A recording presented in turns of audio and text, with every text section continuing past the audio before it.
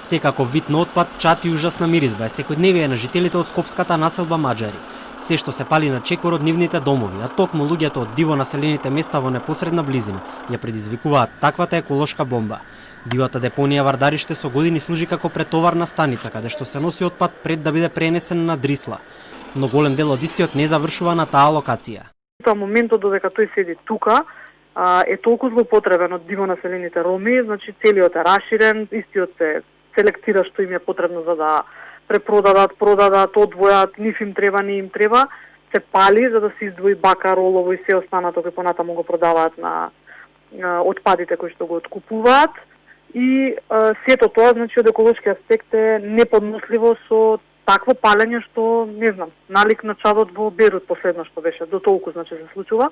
Очигледно ни маските што моментално ги носиме заради корона не нас спасуваат од ова што го дишеме секој ден.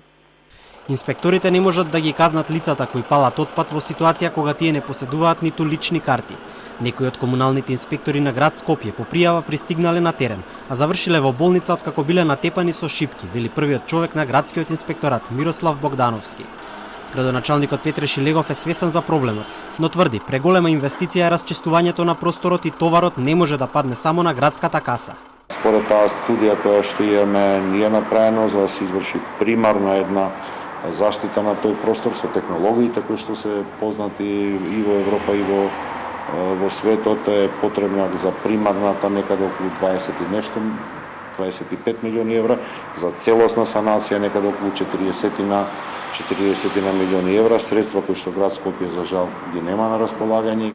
Отпадот од претоварната станица за отпад е во надлежност на јавното предпријатие Комунална хигиена. Комуналниот отпад собран во скопските општини се префрлува директно во специјален затворен контејнер со капацитет од 15 тони, пред да биде однесен на депонијата Дрисла.